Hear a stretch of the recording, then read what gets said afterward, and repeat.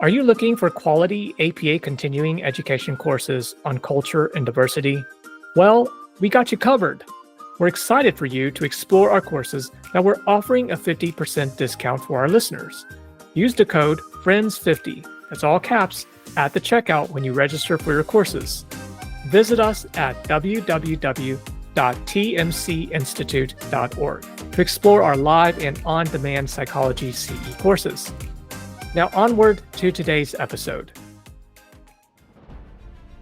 I am excited to introduce our guest today, Dr. Ryan DeLapp, a skilled and compassionate licensed psychologist, a speaker who has been on several podcasts and media interviews, an author, creator of the Racial, Ethnic, and Cultural Healing Program, REACH Program, and recently published a workbook called Empower Yourself Against Racial and Cultural Stress, using skills from the REACH program to heal, cope, and thrive.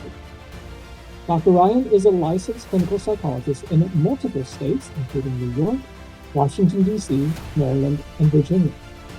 He earned his PhD from the University of Louisville and has a wealth of experience from his time at the Albert Einstein College of Medicine and Montefiore Medical Center. Dr. Ryan specializes in working with teens, young adults, and adults dealing with anxiety, depression, and cultural stress. He's known for his warm and down-to-earth approach, creating a safe space for his patients to build confidence and develop tools they need to tackle life's roadblocks. As a Black psychologist, Dr. Ryan will be discussing the versatile ways to implement the REACH program to support clients of color cope with culturally stressful experiences. Dr. Ryan, thank you so much for having such a wonderful conversation with me about this REACH program. It's just delighted to have you on our podcast today. Thank you so much for also creating space for these conversations and also inviting me to join you today. Well, I'm excited to converse with you because rarely do we have workbooks that talks about cultural stress and racial trauma. And before we get into some of the ways that we might implement the REACH program, can you, for our listeners, just share with us how you want us to have a working definition of cultural stress? Absolutely. So cultural stress, in my kind of calculation, is any instance where an individual, whether it's a child, teenager, an adult, questions whether they are being negatively judged or mistreated for some reason, or even denied a meaningful opportunity. And they're having this question as, does it have anything to do with my background, particularly my racial, ethnic, or a cultural aspect of my background? And now this kind of deliberation or this questioning is captured by many different definitions in the kind of research literature. But I also wanted to create a term that was inclusive so that individuals, whether it was for reasons of religion, reasons of race, or ethnicity, that they could see that this terminology fits a particular part of their experience, and we could kind of explore that further. Yeah. And I also like this because honestly, back when I was much younger and really oblivious to this concept of culture, because, we are in a very Eurocentric, predominantly white environment. And so sometimes that stuff just doesn't get discussed per se. And so what was helpful about this workbook, at least for me, is really identifying what does culture mean for me and really making a connection, because otherwise, we see how a lot of it is being erased or not discussed. I think there's the being raised in a Eurocentric environment and having to identify culture, but then there's also the experience of being around other people of similar backgrounds, right? So as myself identifying as a Black male, but understanding that my Blackness has maybe a unique definition to me from a cultural standpoint than maybe somebody else who also identifies themselves in a similar way. So I wanted to create exercises in a way for readers and also the supporters of those readers to help individuals to kind of really customize what does that cultural understanding for you as an individual mean, rather than feeling forced to kind of fit into some cookie cutter kind of categories, really kind of creating a bit of an individualized understanding of kind of what does it mean to be from my background. And so I think it's a unique journey that we all are on. And sometimes resources like this can help us kind of discover some things along that journey. Yeah. So with this resource, share with us, what would you like our listeners to know about this book? I mean, first and foremost, I think I would like listeners to know this book is about building community, right? I think I wrote it in a way not to centralize myself as the main expert on this topic, but to utilize conversation starters and reflection questions and helping readers to kind of explore who's in their network that they can do this workbook with, so that there can be a very culturally informed and respected discussion that's not just based in Dr. Ryan's understanding, but that's based really in your community's understanding of these topics. And so really, I want this book to be seen as a way to build community, strengthen community, and also help with healing in community. And then the second thing is I want to emphasize flexibility, right? I think this is a resource that helps individuals to specifically know which parts of this book are of need or helpful in a particular moment. And then they can come back to it at another point in their life or another point in time. But it's really kind of seen as like an iterative process to help with someone's coping experience. Yeah, it really is like a journal. You're writing it, you're Mhm. reflecting, you're looking at it and say, hey, wait, this was my experience back then. How Mhm. am I experiencing it now? What Mhm. resources have I implemented? And really seeing that growth or development shape over time. So you did, in the book mention this beat diagram to Mhm. identify ways stressors have impacted clients. Tell us a little bit more about this, and then we'll include a picture of the diagram, hopefully, on our show notes. Absolutely. So BEAT stands for body sensations, emotions, actions/urges, and thoughts. For our clinicians out there who are well versed in CBT and CBT related interventions, this BEAT diagram is really a translation of thoughts, feelings, and actions. And in my career over the past 5 years or so, this phrase of let's take a beat has really become like a catchphrase in therapy for all clients to really pause and kind of take this mindful check-in about what's going on for them in that particular moment. And then from that, I wanted to utilize like the core elements of thoughts, feelings, and actions, or beat in this case, to really help individuals know whenever they encounter cultural stress, that what comes up in their beat can dictate what kind of coping needs they have. And so really I wanted to show readers that like pausing and listening to these parts of your experience is really important. And then two, now it's important because it can really give you a path forward for how you might want to cope and really prioritize your healing process. And so that's how I've organized the book, is to help individuals listen to that beat and then offering resources that they can use to kind of cope with whatever is coming up in the beat. Yeah. Now you're talking about, the different interactions that, like the thoughts, the emotions, the affect, the behavior. So why is it important to break it down? And I mean, you mentioned, well, so you can figure out how to cope. Well, Mhm. can you give me an example, like, oh, if I'm noticing something behavioral, what might be a behavioral coping versus affective, what might be an affective coping? Yeah. Absolutely. I mean, I think initially with a lot of the resources that are available for coping with cultural stress or racial trauma, there's an acknowledgement of the emotional pain, right? And so whenever I've worked with clients, there's maybe a general sense of like, yes, I'm hurting, but there's maybe it's maybe difficult to articulate exactly what that pain feels like. And so one of the first elements of the book is really helping people to understand what pain and emotional discomfort looks like in the body, right? Is it, really in the forms of tension? Is it in the forms of shortness of breath or feeling kind of antsy and restless or fatigued and tired and things along those lines? And helping readers to see that those physical symptoms can also be connected to some of the social stressors that they're faced with.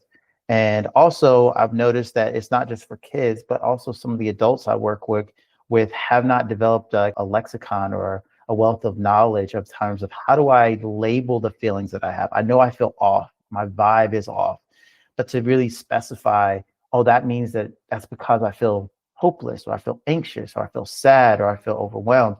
I really find that those types of tools are necessary. So paying attention to the beat, but also this book helps you to kind of have some tools to, fill in those bubbles So you know exactly kind of what you are feeling.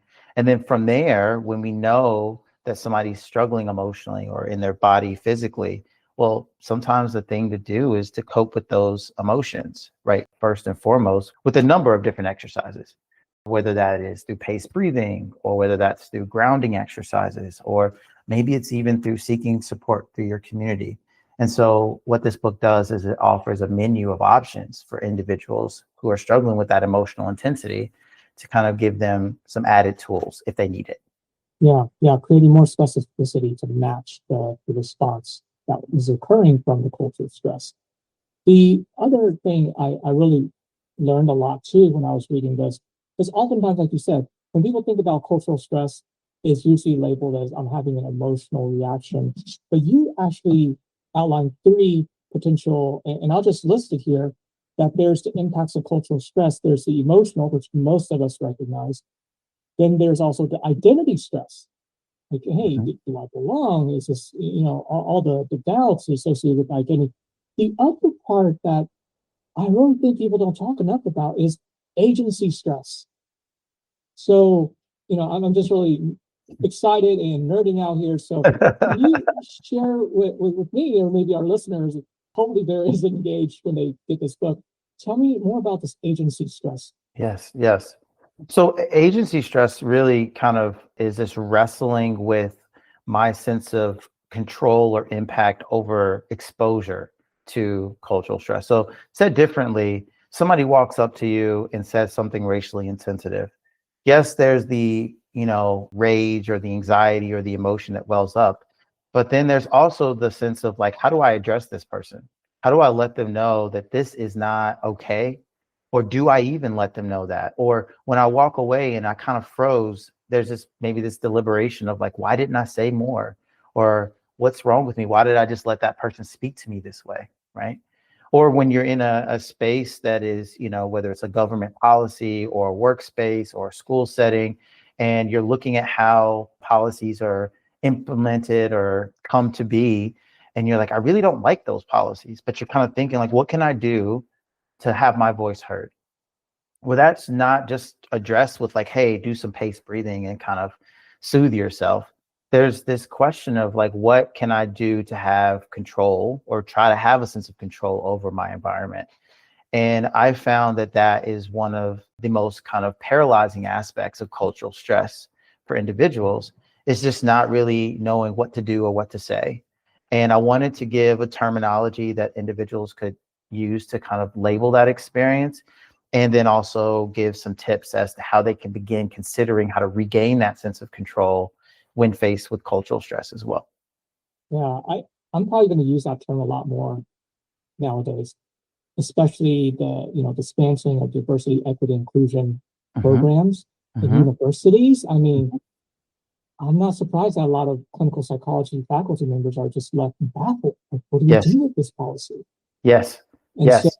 yeah, I yeah, mean, I think there's also the piece there where, there's the acknowledgement of this like question of where do I do, or how do I regain my control? But then the other piece that's really challenging that I talk to folks a lot about is like, if I choose to use my voice, if I choose to stand up to authority figures, or if I choose to be very kind of affirmative of DEI, for example, in a public forum, well, then I have to consider the consequences that will come with that. It's not just about kind of brainstorming, well, how do I reassert myself in this moment, but it's also this question of protection and self-preservation that many individuals of color have to wrestle with when they're trying to also figure out these strategic paths forward. And I think that's not always, people aren't always able to kind of articulate that struggle, that cost benefit analysis.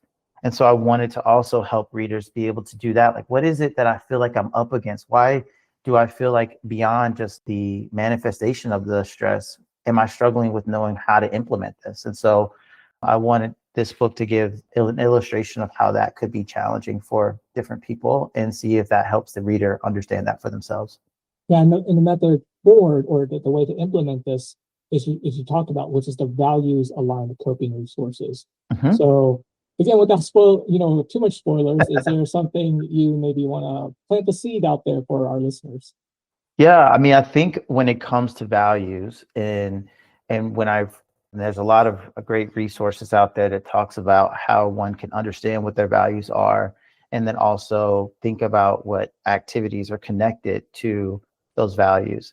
But I find that in culturally stressful moments, there's oftentimes a lot of conflict between your values, right? In one moment, you may want to be very much so pro justice, pro fairness, pro kind of like standing up against the authorities that be. But then at the same time, you also may have peace and wellness and other elements of just kind of self-preservation you really want to prioritize. And so what I try to do in this resource is help people to kind of, number one, identify what those values are and help them to identify what their options are that are attached to that. But then also in their community, I think coming back to community, right? I think having a trusted community to have these conversations with cannot be overshadowed in terms of its importance. But then in that community, having tools to be able to kind of consider the pros and cons of leaning one way versus the other. And that's one of the things I want. This book helps you to facilitate that consideration. Yeah, yeah. And you propose this visual mapping, this diagram, and it's a map of writing out your immediate, inner circle of support, your community support. And I would imagine that hopefully, when folks are going through this, that potentially there might be an aha or awareness system that kicks in and says, wait a second, I don't have a lot of folks in my inner circle. How do I recruit people into my inner circle? Just because we know loneliness is a huge issue Oh, yes. in the United States. So I wouldn't be surprised if some folks, when they're going through this, are a little shocked and possibly feeling disappointed. Yes. Yeah. I mean, that's a really common response early on, is really understanding that though you can have a crowded social circle, the degree of intimacy and vulnerability that you feel that you can really have in that space, sometimes people are very surprised at how limited that number of kind of people are for that inner circle. And then the next question I sometimes get is like, well, how does one develop that intimacy? How does one develop that sense of vulnerability and connection? And that takes time, right? It takes time to, one, acknowledge who is worth the risk, to kind of use more I feel statements and be more disclosing. There's also the question of, am I being a burden to people? Am I adding to their trauma? Am I adding to their stress load by kind of talking about my experience? And so, that's important to acknowledge when you're going through this as well. And what this book does is it helps you to identify the traits of individuals that you feel like are worth taking that risk to kind of grow that circle of intimacy. And then also helps you to kind of know when, even if that it feels really risky, you might most benefit from doing that as well. And so there's a number of ways that I try to help people to think about community and community building. So even if you come to the book not knowing who's going to be in the community that you're able to seek out, chances are you'll walk away from reading this book kind of having a better sense of who you might be able to try to explore that with. Yeah, yeah. So, definitely I encourage folks to get this book. As clinicians, get this book. As a client, get this book. Because like you said, you're working in tandem with multiple people on this book, who you are inviting to your world to share this experience. So now, this book was a journey, I bet. And so, can you share with us any memorable events and circumstances that influenced how you got into this work? Yes. So it really goes back to, as far back as my childhood, being raised in a very pro-Black and very culturally affirming household where, anything from music, art to athletes or just any activity that was affirming to the Black experience was really celebrated in my household. And then seeing kind of sometimes the stark contrast when I would leave and go to school or go into different spaces in my community and see that affirmation wasn't always universal.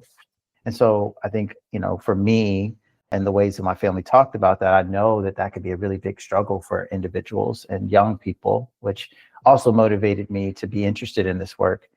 Then fast forward to graduate school, I got the opportunity to really study this in a more academic fashion by working with Dr. Monica Williams and Kevin Chapman at the University of Louisville, where we really got a chance to study different coping mechanisms that African Americans use when they're faced with racial discrimination. And then if we fast forward to the more recent kind of prompting of the writing of this book and the creating of the REACH program, it was what was going on in 2020. For some, it was that was referred to as like the dual pandemic. But for me, it was the acknowledgement that for some, that or the awakening for some to the realities of being a person of color, particularly a Black individual in America, when we saw the murders of, Ahmaud Arbery, George Floyd, Breonna Taylor. There was these conversations were kind of first and foremost like in the social media sphere while we were all in social isolation. Some of these truths of the reality of being Black in America were things that, individuals seemingly thought was a new thing, but it was something that was, age old for many. And so when I was working with individuals, particularly teens in the Bronx, who were in social isolation, but yet impacted by these happenings, REACH really started off as a way to help them to pause and take a beat and talk about what they were thinking, what they were feeling. And then from that group space, I really kind of put together some of the core elements of our discussions and organized it into a workbook so that others could also participate in that reflection, that journey, and that kind of discovery of coping. And so that, there's a lifelong kind of commitment to this work that kind of recently was like catalyzed by the murders, the racially motivated murders that happened in 2020. Yeah. Well, thank you very much for sharing that. I can share with you as well that that's one of the precipitants to me starting the Multicultural Counseling Institute in this podcast because of the racially driven murders that happened in 2020. And really just seeing it so pervasive made it even more real for a lot of folks who may not identify as Black, yet recognize that there's an impact. It is, broadcasting on social media. So just the amazing work that you have accomplished. Thank you. I'm curious, for you, what does it mean to be a Black psychologist? I think being a Black psychologist is an immense privilege. It comes with the opportunity to, be someone with training that allows me to hold conversations that many people will not hold with the average person, for people to disclose things about their struggle that the average person wouldn't know, and to see the excitement when Black individuals, particularly Black males and particularly Black youth, are able to find a provider who looks like them and has some shared experiences to them. Just the relief and the size of relief that I get to see in those communities whenever I'm able to hold space for them in a safe way and in a way that's skillful and also that's effective. And I think that is, a huge part of what being a Black psychologist is to me, is that privilege to offer that. While also at the same time, there are its kind of other sides of the coin, because as you are, sought after for your expertise, you're also made well aware of how rare you are. And so there's not always an opportunity to diffuse that responsibility to other individuals with your shared identities. And so I've also had to be more thoughtful about kind of self-preservation and really making sure that I'm able to show up as my best self, both as a psychologist, but also in my other areas of life too. And so that's been a professional journey that I'm really, discovering even as we speak now. Yes, definitely. And so how do we support you related to this idea of, you mentioned it is rare being a Black male psychologist. And so thinking about the work, we're doing this work, how can we support you?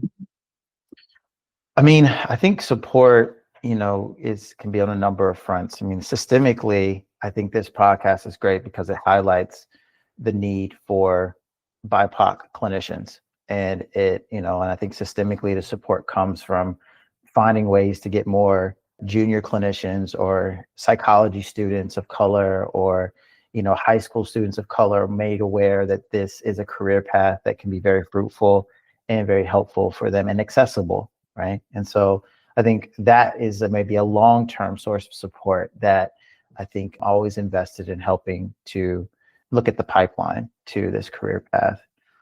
Two, I think it's also, in a time like now where DEI is is there's the bans on it, or there's the rhetoric that kind of de-emphasizes the importance of these types of cultural spaces and cultural resources. I think it's important to just kind of continue being a counter voice to that, because, like many of my colleagues, we've invested a lot of work into these resources and into our study, and to kind of see some of the roadblocks that have come up in the past few months can be really disheartening. It's its own source of cultural stress.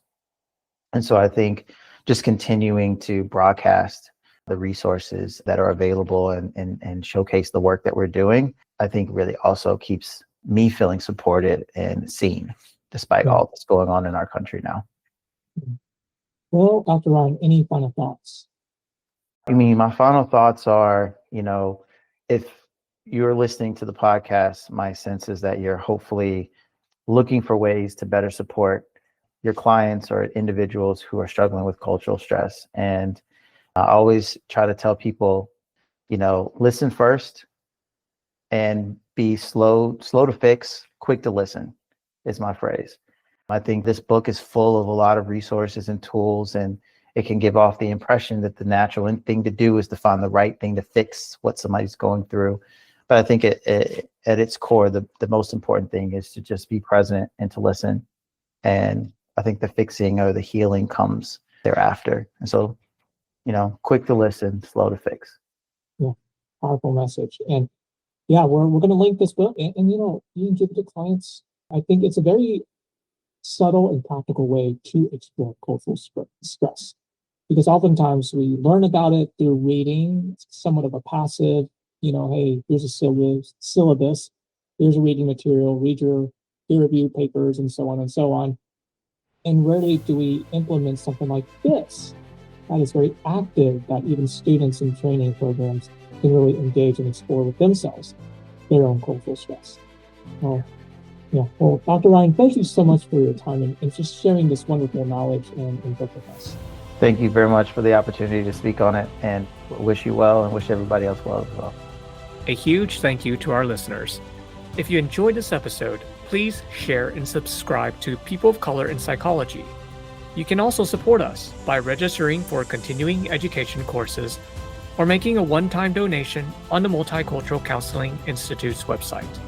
Your feedback is important to us, so feel free to send an email, a message on LinkedIn, or leave a voice message on our website.